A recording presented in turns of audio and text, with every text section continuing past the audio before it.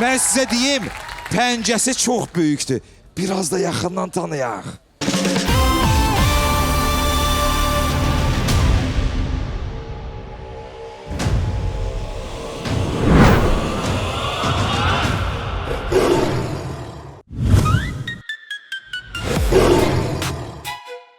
Axşamınız xeyir dostlar. Deyirləri xalqın pələngi nə izlədi?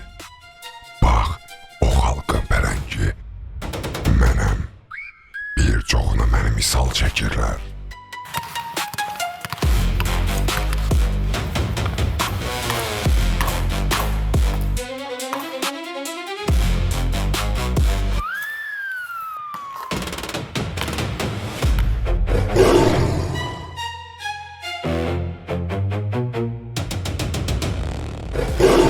Pəncəmi sıxanda ehtiyatlı olun. Mizrab tutmaqdan yorulmuşam. Amma sizə özüm barədə danışmaqdan heç zaman yorulmaram. Hər bir pələngin bədənindəki zolaqlar insanların barmaq izi kimi bənzərsizdir. Eyni naxışa malik iki pələng axtarmayın. Çünki tapa bilməyəcəksiniz.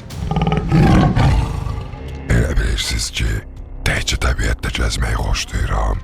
Xeyr, mən üzməyi də hədsiz dərəcədə sevirəm. Yoxsa çayları və gölləri asanlıqla necə keçə bilərdim? İndi isə bu mərhələni keçmək fikrindəyəm. Çünki finalda pələngin vahiməli səsini eşitməyin başqa ləzzəti var. Buna anons edelim.